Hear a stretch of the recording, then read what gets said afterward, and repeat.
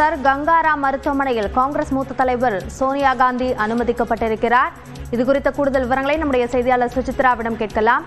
சுசித்ரா, என்ன பிரச்சனை காரணமாக அவர் மருத்துவமனையில் அனுமதிக்கப்பட்டுள்ளார்?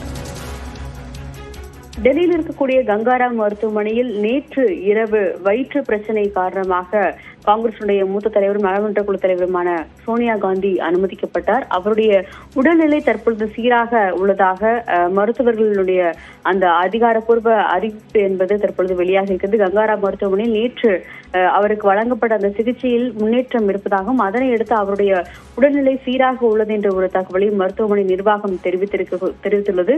வயிற்று வலி காரணமாக நேற்று இரவு அவர் அங்கு அனுமதிக்கப்பட்ட நிலையில் அதில் ஒரு கேஸ்ட்ரோனாமிக்கல் ப்ராப்ளம் அதாவது இருப்பதாகவும் அதனால் வயிற்று வலி ஏற்பட்டுள்ளதாகவும் அதற்கு தேவையான சிகிச்சை என்பது வழங்கப்பட்டு தற்பொழுது அவருடைய உடல்நிலை சீராக உள்ளது என்ற ஒரு தகவலை மருத்துவமனை நிர்வாகம் தெரிவித்துள்ளது.